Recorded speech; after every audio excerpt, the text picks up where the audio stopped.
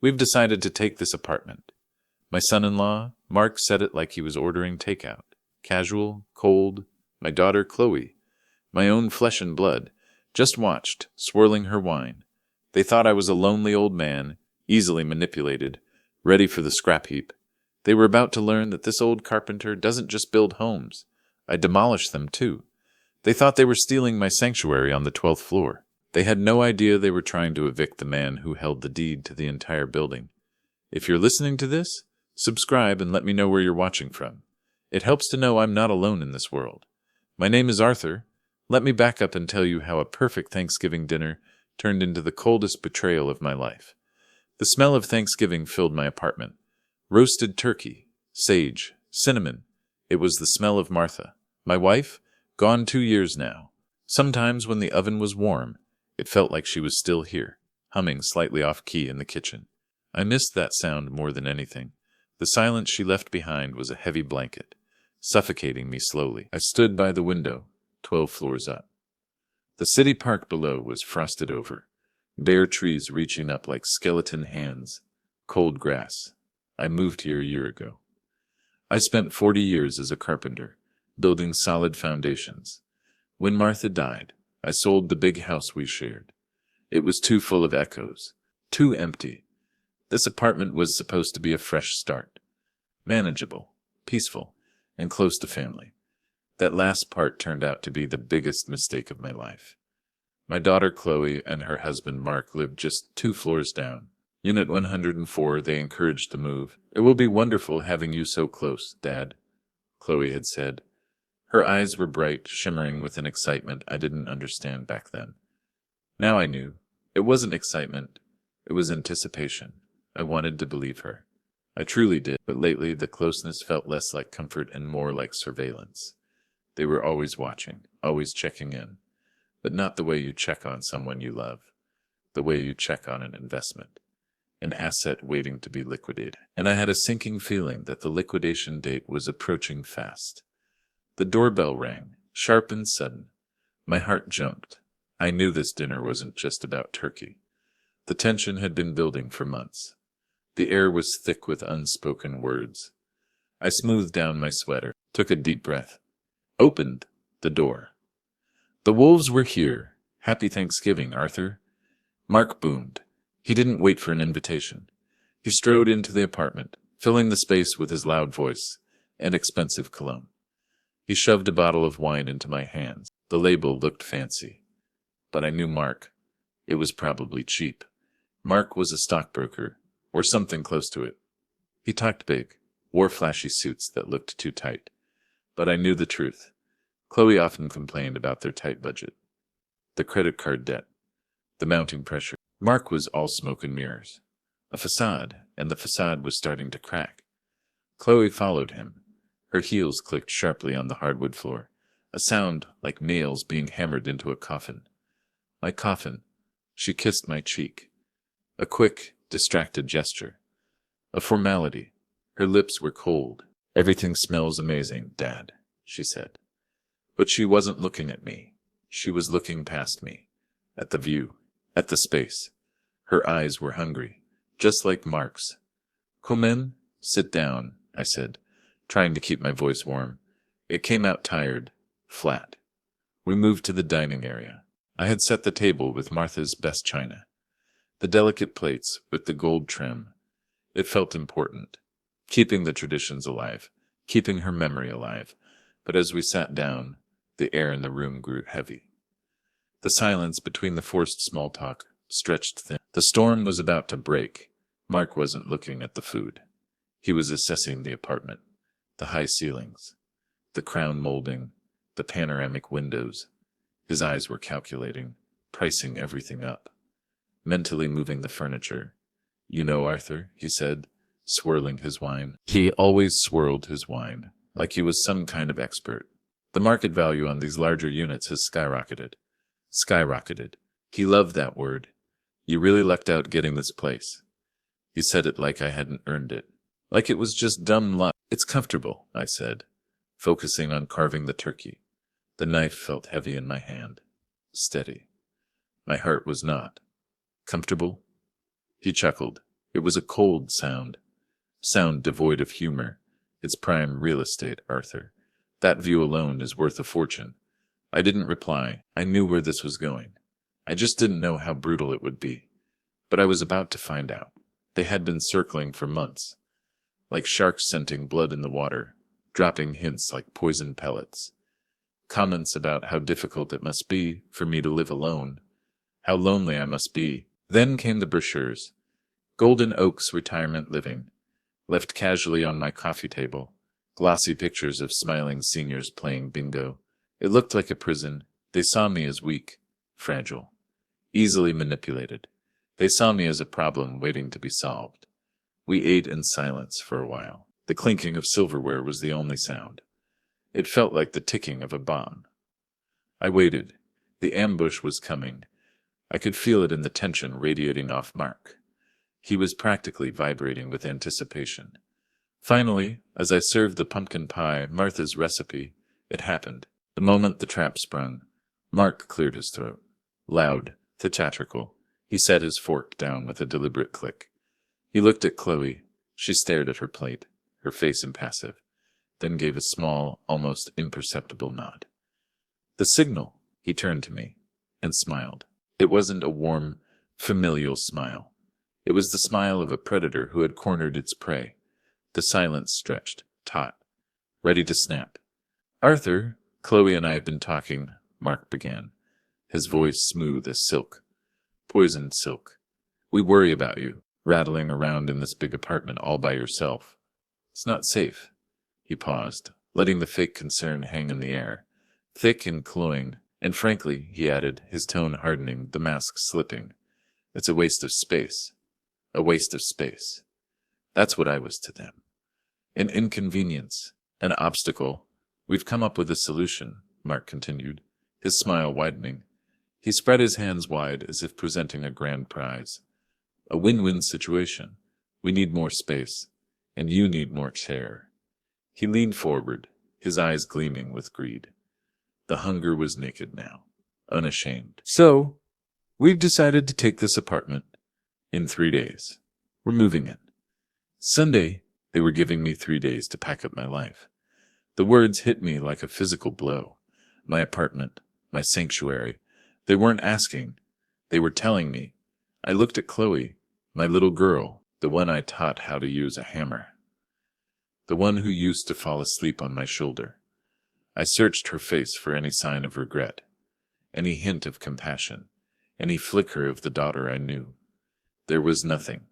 Her eyes were hard, cold. She had chosen him over me. My little girl was gone, and the woman sitting in her place terrified me. Chloe reached into her expensive purse, the one Mark probably bought with a credit card he couldn't pay off. She pulled out a glossy brochure. She shitted across the table. Golden Oaks Retirement Living. And you'll be moving into a retirement home, she added, her voice bright. Fake bright, like she was announcing a vacation.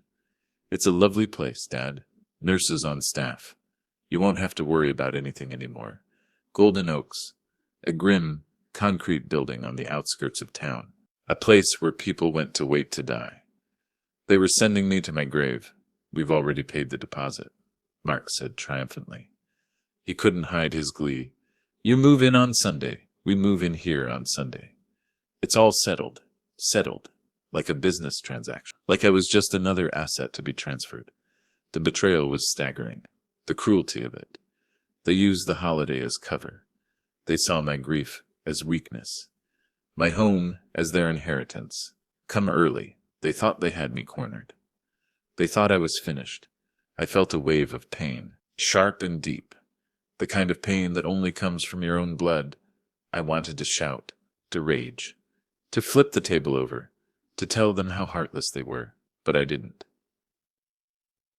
I looked at Mark's smug smile, I looked at Chloe's cold eyes, and I just nodded. Okay, I said softly, my voice barely a whisper. Sunday. They seemed surprised. They had expected a fight, an argument, tears. They expected me to beg. They quickly recovered, raising their glasses in a toast. To new beginnings, Mark cheered. Chloe raised her glass too. The sound of the crystal clinking together was obscene. I didn't raise my glass. I just nodded again. Because I had a plan. A plan they never saw coming. They thought they had won. The game had just begun. The rest of the dinner was a blur. A nightmare I couldn't wake up from. Mark talked loudly about the renovations he planned for his new apartment. My apartment. He wanted to knock down walls, install a wet bar, erase any trace of me. Any trace of Martha. Chloe talked about the parties they would host, the space they would have for entertaining, the envy of their friends. They talked as if I wasn't there. They had already dismissed me, written me off. They were already dancing on my grave. When they finally left, the silence in the apartment was heavy, oppressive. The smell of turkey and sage was gone, replaced by the stench of betrayal. I walked over to the mantel and picked up the picture of Martha. Her smiling face, her kind eyes. They really did it, Marty, I whispered, my voice cracking. Just like we feared. Martha had always been wary of Mark. He's got hungry eyes, Arthur, she used to say. I should have listened sooner, but it wasn't too late. I walked into my study, the room where I kept my tools, my blueprints, my secrets. I picked up the phone and dialed a number I knew by heart. It rang twice. Robert? It's Arthur. Robert was my oldest friend, my lawyer, the only one I trusted completely. Arthur, is everything all right? Happy Thanksgiving. No, I said, my voice steady now, clear, focused. The shock was gone, replaced by a cold determination. They made their move. It's time. The war had begun. Friday morning, Black Friday. The city below was buzzing with shoppers, desperate for a deal. I felt a strange mix of dread and determination. The clock was ticking. Sunday. I had less than 72 hours to save my life. I met Robert at his office downtown, an old building smelling of dust and old paper. A comforting smell. Familiar, solid, a stark contrast to the shifting sands of my life. Robert looked grim. He was a tall man with gray hair and sharp eyes. He poured me a cup of coffee. Black, strong. They ambushed you on Thanksgiving? Robert asked, his voice laced with disgust. He sat down heavily in his leather chair. That's cold, Arthur, even for Mark. They want me out by Sunday, Golden Oaks. Robert sighed, shaking his head. He ran a hand through his gray hair, a habit he had when he was stressed. We knew this was coming. We prepared for it. But had we prepared enough? He opened a thick file on his desk. The file with my life in it. My assets. My legacy. The arrangements we made 6 months ago, he said, tapping the file. Everything is in place. Your assets are secure. They can't touch your savings, your innocence. The trust we set up is ironclad. I nodded. We had prepared for their greed. We had seen the hunger in Mark's eyes. We had protected the money, but we hadn't prepared for their deceit. I felt a sense of relief, but it was short-lived, a fleeting moment of calm before the next wave of panic crashed down. Then I remembered something that had been nagging at the back of my mind for weeks. A shadow I had tried to ignore. A cold knot in my stomach. Robert, there's something else, I said, my voice hesitant. The shame washed over me, hot and suffocating. Robert looked up, his eyes sharp, alert. What is it? A few weeks ago, Mark came to me with some documents. He said it was just routine paperwork, estate planning adjustments. I paused, the words tasting like ash in my mouth. I couldn't believe how naive I had been. He said it was to ensure Chloe was taken care of if anything happened to me. He rushed me through it. I was distracted. It was the anniversary of Martha's death. I wasn't thinking straight. I trusted him. I had been a fool. An old, grieving fool. Robert's eyes narrowed. He leaned forward, his expression hardening. And you signed them? I nodded, unable to speak. The shame was overwhelming. I had let my guard down. I had opened the door and invited the wolf inside. And now he was tearing everything apart. Robert stood up abruptly, his chair scraping against the floor. The sound was loud in the quiet office. He started pacing. Arthur, we need to see those documents. Now, The urgency in his voice terrified me. We spent the next few hours digging through my files. I had kept copies of everything, a habit Martha had instilled in me. Always keep the receipts, Arthur. She used to say, "Thank God for Martha." And then we found it, buried deep within the stack of papers Mark had me sign, hidden between insurance forms and tax adjustments. A snake in the grass, a document granting him power of attorney. Robert read the document, his face growing paler with every line. He slammed the paper down on the desk. The sound echoed in the quiet office. A death knell. "That snake," he spat out, his voice filled with anger. Real anger. He tricked you. This isn't just any power of attorney, Arthur. It's a durable power of attorney. It's active now. He looked at me, his eyes filled with pity and fear. "What does that mean?" I asked, though I already knew the answer. My blood ran cold, my stomach churned. "It means he can control everything. Your finances, your property. He can legally force you out of the apartment. He can even commit you to Golden Oaks. He doesn't need your consent. He held the keys to my kingdom, and I had handed them to him. I had signed away my freedom, my life." The realization hit me like a physical blow. I sank back into the chair, the air rushing out of my lungs. I couldn't breathe. I had failed. My plan, my preparations, all useless. I had given them the weapon they needed to destroy me. The panic was immediate, paralyzing. I saw my future stretching before me, trapped in Golden Oaks, powerless, dependent on the people who betrayed me. The law, which I thought was my shield, was now their sword, and they were pointing it straight at my heart. "Can we fight this?" I asked, my voice shaking. I hated how weak I sounded, how helpless I felt. "We can," Robert said, his expression grim. "But it will take time, months, maybe years. We have to prove you signed it under false pretenses, or that you weren't competent. I am competent." I roared, slamming my fist on the desk. The sudden outburst surprised even me. "I know that, Arthur, but the court doesn't. And Mark will fight dirty. He will paint you as a confused old man. By the time we win, it will be too late." The walls were closing in. The trap was sprung. Defeated. I sat there, defeated. The silence in the room was deafening. I had underestimated Mark's ruthlessness, his cunning. They thought I was smart, but I was just an old man. Easy prey. "We need another way," I said, desperation creeping into my voice. "We need to find something on Mark, something that discredits him, something dirty, something that proves he's unfit. If we couldn't fight the POA, we had to fight the man behind it." Robert nodded slowly, his mind already working. "If he's as greedy as we think, he might have made some mistakes. People like Mark always do. Greedy people get sloppy." He picked up his phone. "I know a guy, a private investigator. Mike. He's discreet, thorough. He specializes in financial fraud. He finds the skeletons in the closets." We were grasping at straws, but it was all we had. We needed a miracle. We spent the rest of the day waiting for Mike to call back, waiting for a lifeline. The hours crawled by. Every minute felt like an eternity. The ticking clock echoed in my ears. I went back to the apartment. The smell of Thanksgiving was gone, replaced by the stale smell of betrayal. I started packing a small suitcase, just the essentials, playing the part of the compliant old man.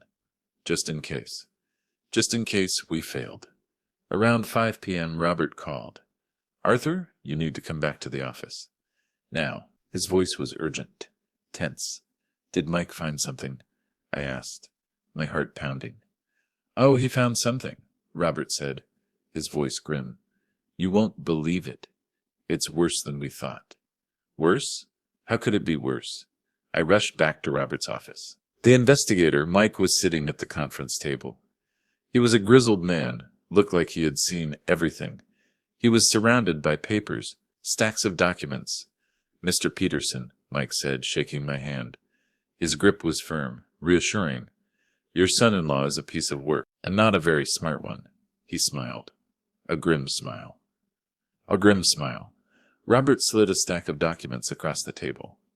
Bank statements, loan agreements, betting slips. What we found was staggering. It was a house of cards built on lies and debt, and it was about to collapse. Mark wasn't just greedy, he was desperate. His brokerage firm wasn't just struggling, it was failing, collapsing under the weight of bad investments and fraud investigations.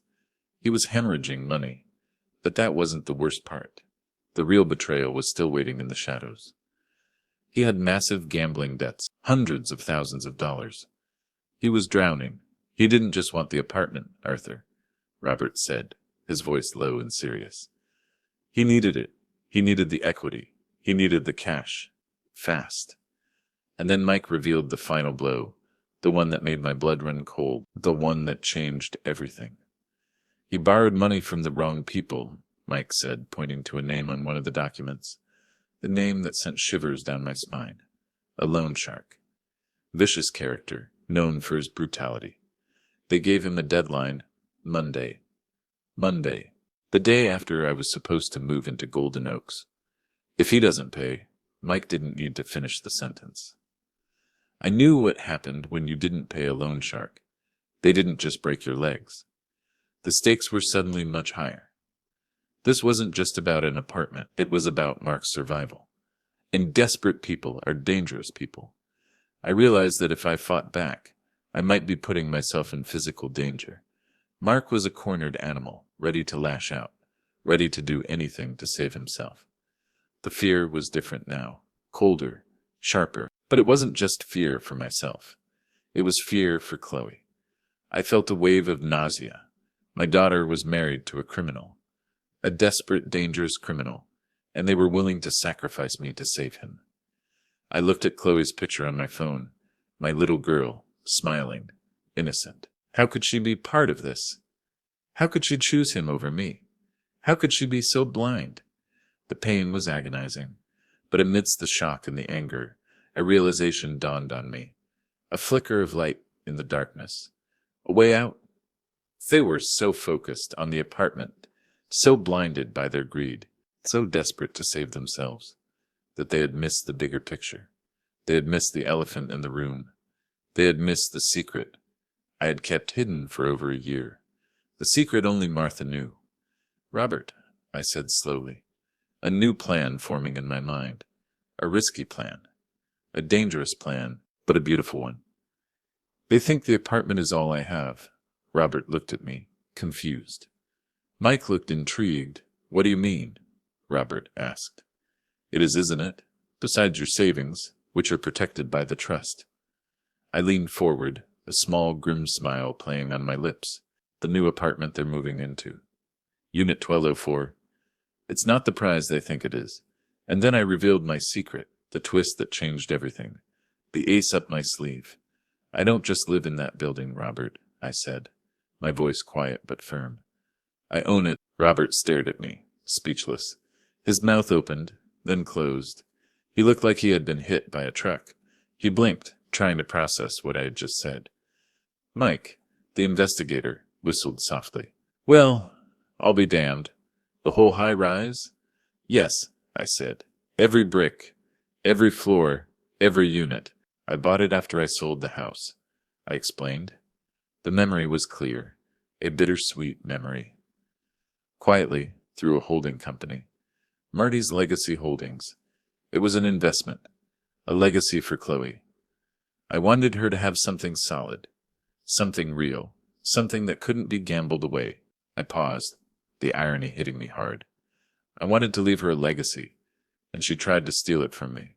I kept it quiet because I didn't want her and Mark to get any ideas. I continued. I didn't want them to see it as a free ride. I wanted them to earn their own way, to build their own life. I shook my head. Fat lot of good that did. I had tried to teach them the value of hard work, but they only learned the value of greed. The apartment I'm living in, I explained. Unit 1204 is just a standard unit. Nice, but standard. The real prize is the penthouse, the top floor. That's where I was planning to move after the renovations were done. The penthouse, the crown jewel of the building. Twice the size of my current apartment, with a panoramic view of the city. A view worth a fortune. Robert's shock, slowly turned into a wide grin. He started laughing, a deep, genuine laugh that filled the room, a laugh of relief, a laugh of victory. "Arthur, you old fox," he said, slapping the table. "You own the building. That changes everything. Everything." "They have no idea," I said, the realization sinking in. The power shifting. "They think they're stealing my apartment. They have no idea they're stealing from their landlord. And landlords have rights." This was the turning point. The moment the tables turned, I was no longer the victim. I was in control. I held all the cards. But the euphoria quickly faded. We still had a major problem. A roadblock that could still destroy everything. The power of attorney.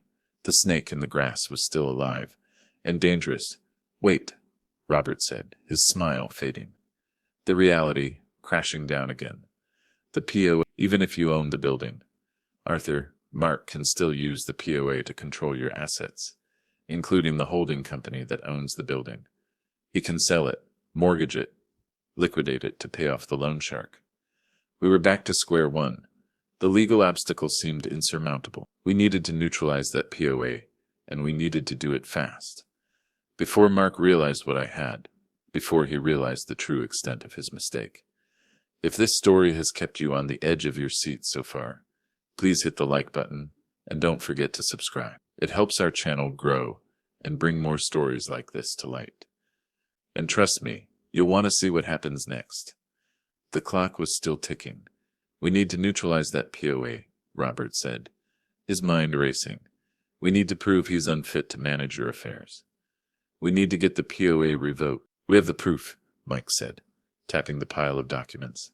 "The gambling debts, the fraud, the loan shark connection. We have everything we need to bury him." "But how do we do that in less than 48 hours? I asked, the desperation creeping back into my voice. "It's the weekend. The courts are closed. We needed a legal miracle, and we needed it now." "I know a judge," Robert said, picking up his phone. "Judge Miller. He owes me a favor. A big one. He's tough but fair. And he despises financial predators. He hates people like Mark." He paused, looking at me. "If we can present enough evidence, we might be able to get an emergency suspension of the POA, a temporary restraining order." It was a long shot, a Hail Mary, but it was the only play we had. Robert made the call. He was persuasive, urgent. He laid out the facts. The fraud, the debts, the loan shark, the imminent danger to my well-being and my assets. He hung up the phone, his expression unreadable. The silence stretched, tense. "He'll see us tonight, at his house, 8 p.m. sharp." Hope flickered in the darkness. A small, fragile flame. We spent the next few hours preparing our case. Organizing the evidence, Mike helped us build a watertight narrative of deceit and desperation. A story of a predator manipulating a grieving old man. A story of elder abuse. We met Judge Miller at his house. It was a large, imposing house. The lights were low. The atmosphere was serious. Grave. The judge was a stern-looking man, but his eyes were sharp. Intelligent. He listened patiently as Robert presented our case. He examined the documents Mike had found.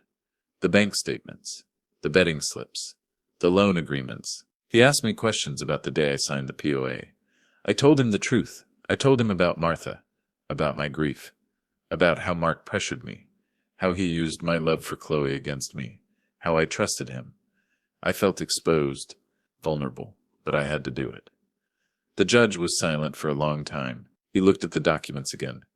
Then he looked at me, his gaze piercing, assessing. "Mr. Peterson," he said, his voice grave, "what your son-in-law did is despicable. It's elder abuse, financial exploitation, and frankly, it's criminal." He picked up his pen. My heart stopped.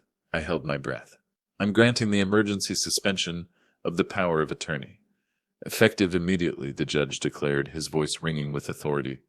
"Mr. Mark is forbidden from accessing your assets, your property, or making any decisions on your behalf." He signed the order. The sound of the pen scratching against the paper was the sweetest sound I had ever heard. The sound of freedom. I felt a wave of relief wash over me. The shield was back in place. The wolf was locked out. The POA was useless. "Thank you, Your Honor," I said, my voice thick with emotion. "Don't thank me, Mr. Peterson," the judge said, handing the signed order to Robert. "Go get him." We left the judge's house, the orders safely in Robert's briefcase. Now it was time to prepare the final blow. The demolition. Saturday morning arrived too quickly. The city was shrouded in a cold mist.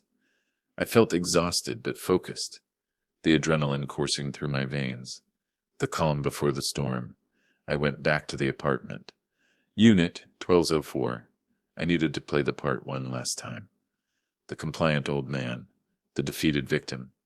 I continued packing. Not just the essentials this time, but the things that mattered. Martha's photographs. Her favorite vase. My old carpentry tools.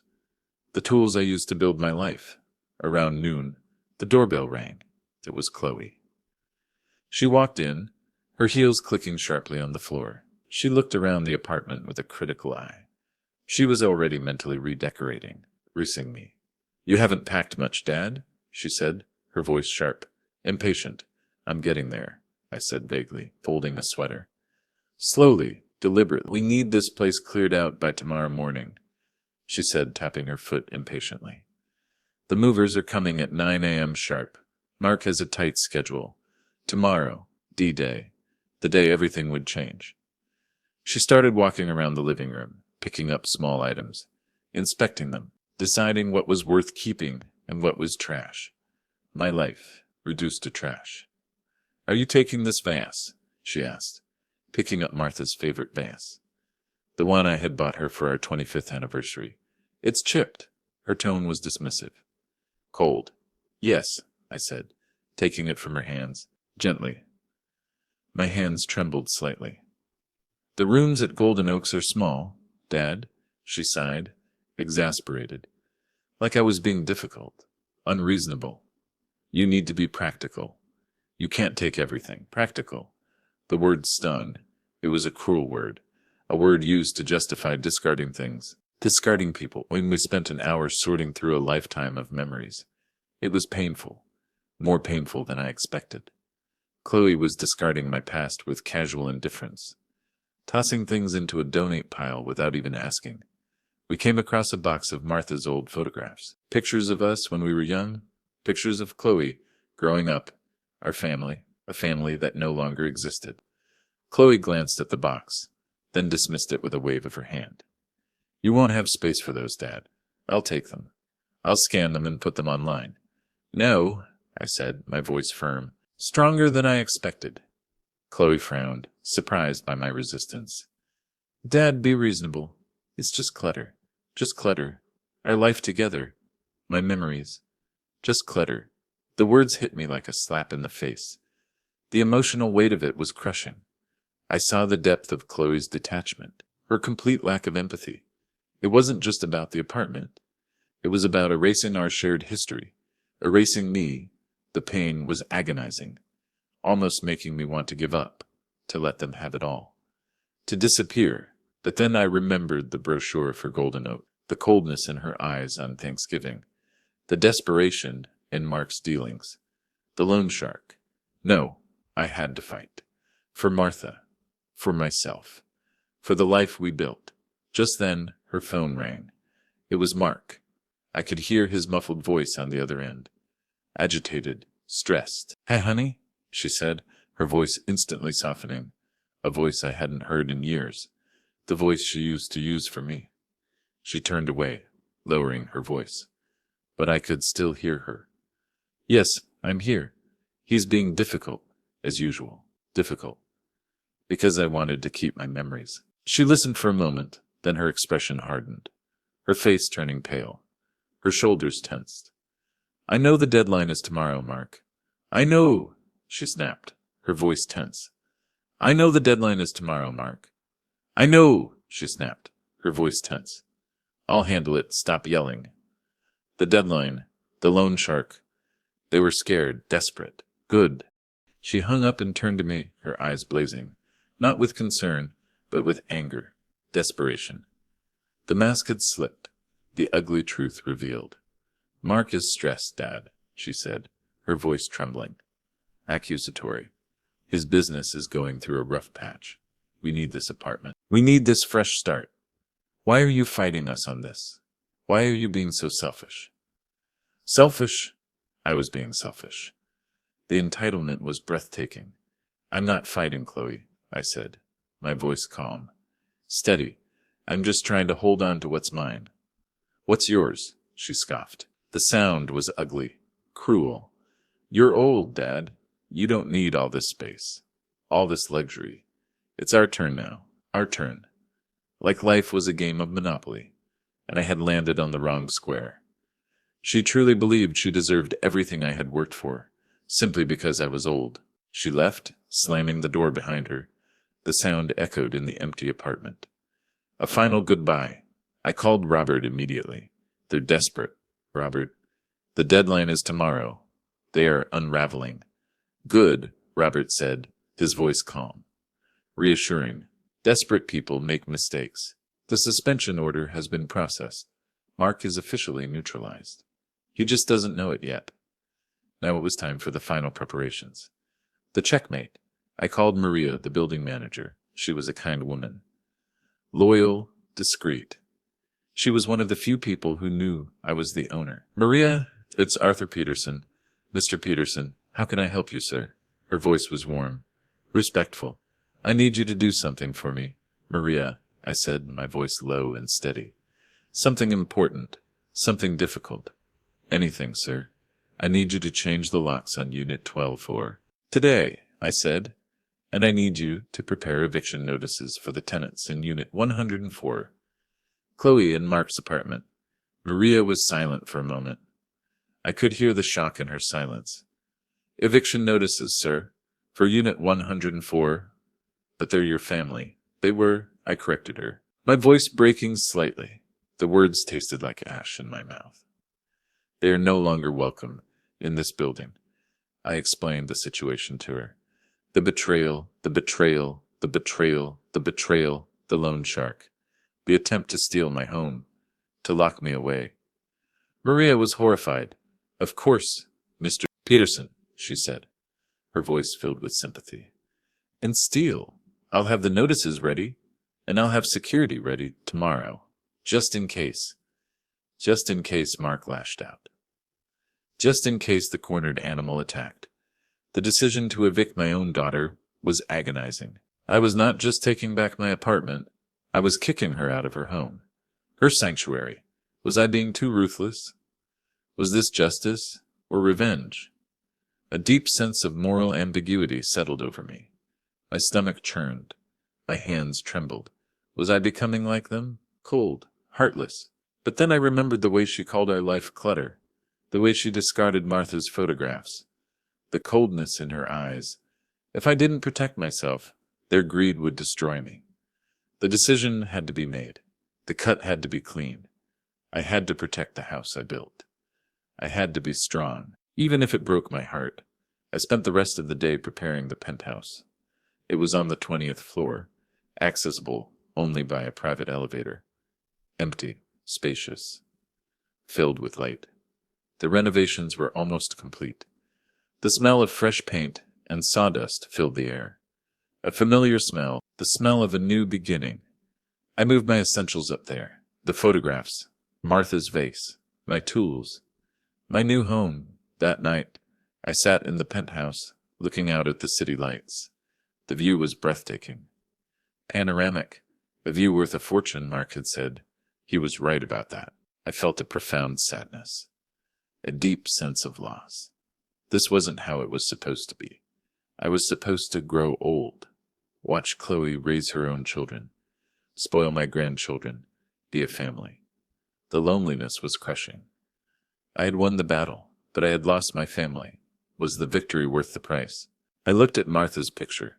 I placed it on the new mantelpiece, the moonlight catching the silver frame. Her smile seemed sad tonight.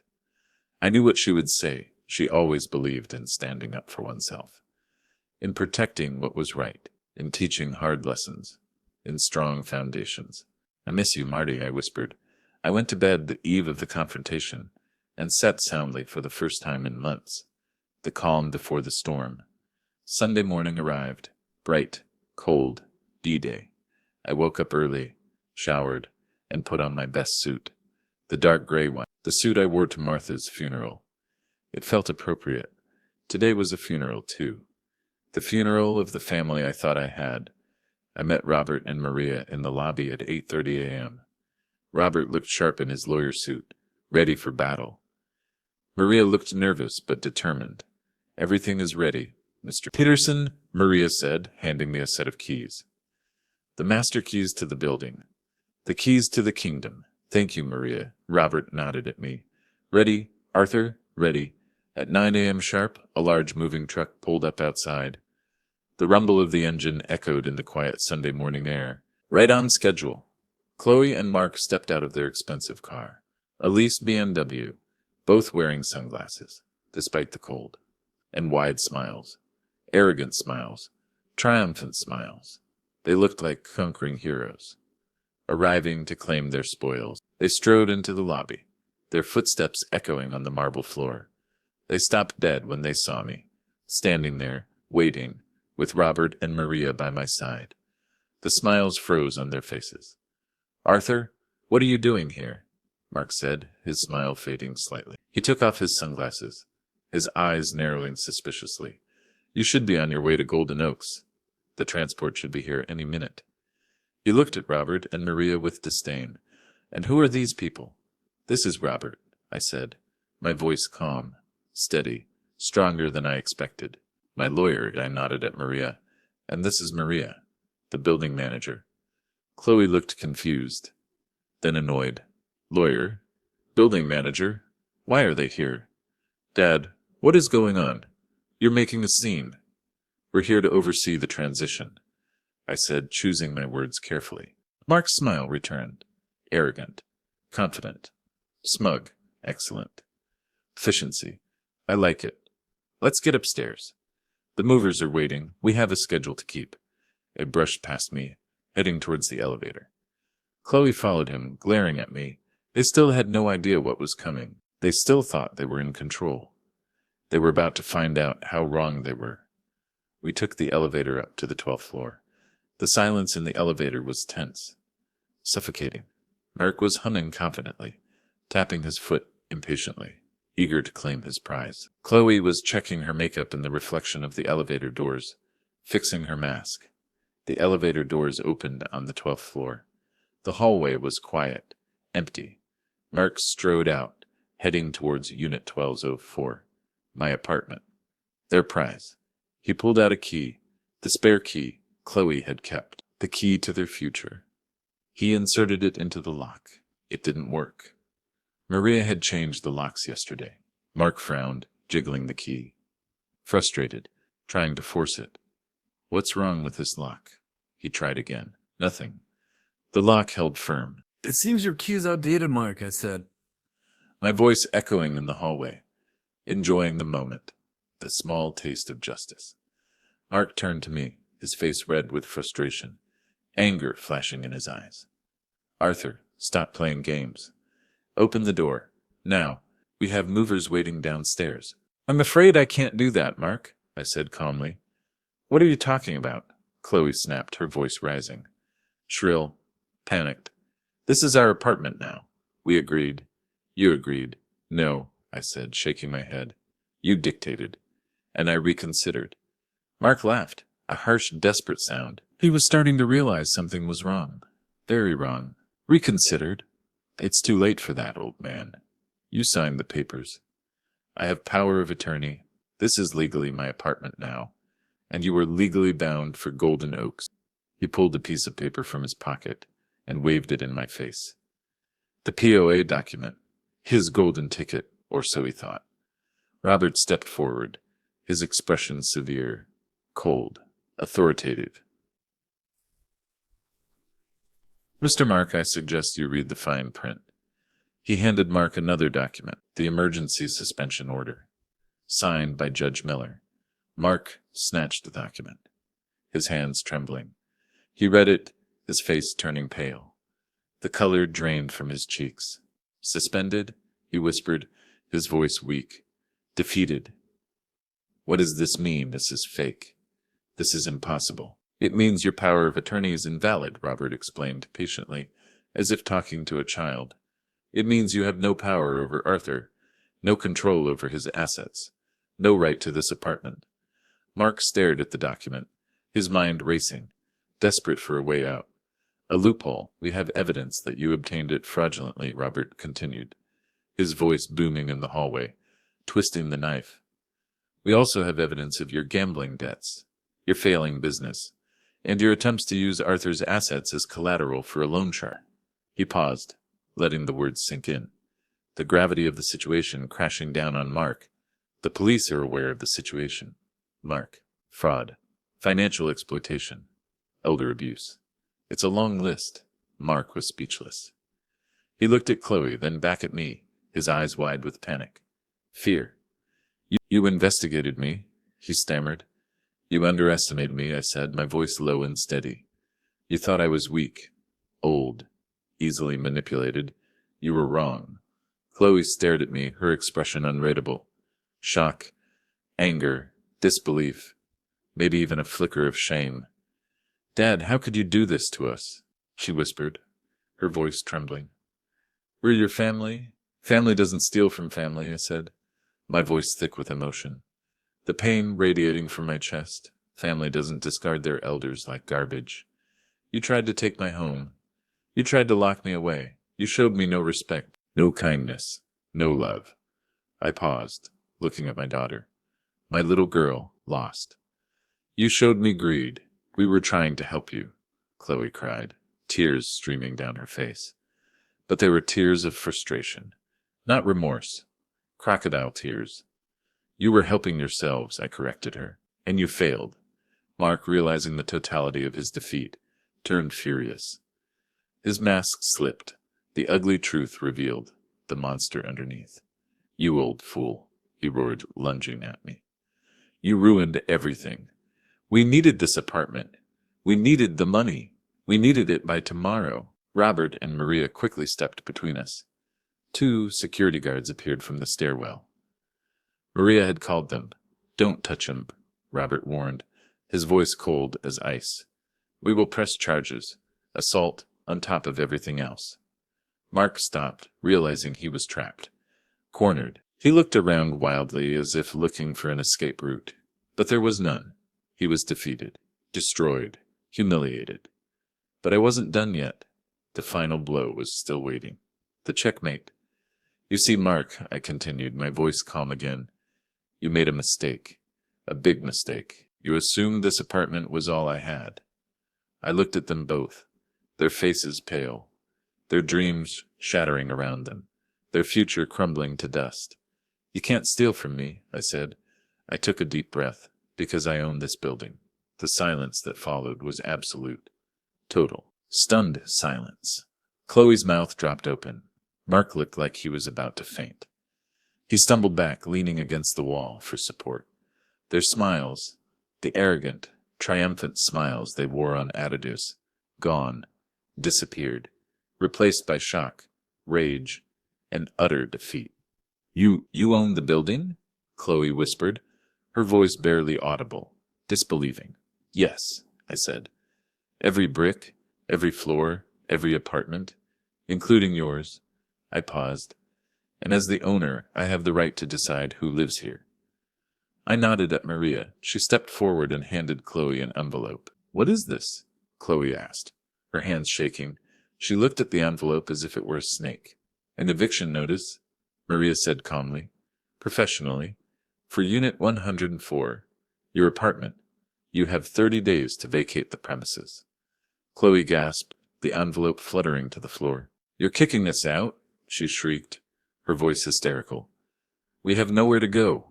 We have no money. We have debts. That, I said, my voice cold, feeling a pang of sadness, but also a sense of justice, is not my problem. Mark grabbed Chloe's arm, roughly. Come on, we're leaving. Chloe didn't move. She kept staring at me, her eyes filled with a mixture of hatred and disbelief. And something else. Something that looked almost like regret. I hope it was worth it, Dad, she said, her voice trembling with suppressed emotion. A farewell, a curse. I hope it was worth it for you too, Chloe, I replied. Mark pulled her towards the elevator. He stopped at the threshold and looked back at me. His face twisted with rage. This isn't over, Arthur, he threatened. A desperate bluff. Yes, it is, I said. They left. The elevator doors closed behind them, leaving a heavy silence in the hallway. The movers outside, realizing the job was canceled, started packing up their truck. It was over. The war was over. And I had won. Maria let out a long breath. Well, that was intense. Are you all right, Arthur? Robert asked, placing a hand on my shoulder. His touch was comforting. A friend? I am now, I said, feeling exhausted, drained, but triumphant. We didn't go back to 104. We took the elevator up to the penthouse, the 20th floor. My new home. The doors opened into a world of light and space. The smell of fresh paint and sawdust filled the air. The smell of a new beginning. I walked over to the floor-to-ceiling windows, looking out at the city. The sun was shining. The sky was clear. A beautiful cold winter day. It was a lonely victory. I had saved my home, my independence, my dignity. But I had lost my daughter, maybe forever. The little girl I loved was gone, replaced by a stranger. The price of freedom was high, but it was a price I was willing to pay. I placed Martha's picture on the mantelpiece. The sunlight catching her smile. It seemed brighter now. Prouder. What would she say, Robert? I whispered, a tear escaping my eye. The first tear I had shed since the ambush. A tear of sadness, a tear of relief. She would say you did the right thing, Arthur, Robert said softly, standing beside me, looking at the view. She would say she's proud of you. I nodded slowly. I had spent my life building things. Homes, families, futures, and sometimes, to protect what you built, you have to tear down what has become rotten, what has become toxic. You have to clear the debris to make space for something new, something better. I stood there for a long time, looking at the view they coveted, the view they tried to steal. It was mine, and for the first time in a long time, I felt safe. I felt free. I was finally home. Thanks for listening. Please rate this story in the comments. If you enjoyed it, don't forget to subscribe. Your support means a lot because your time matters.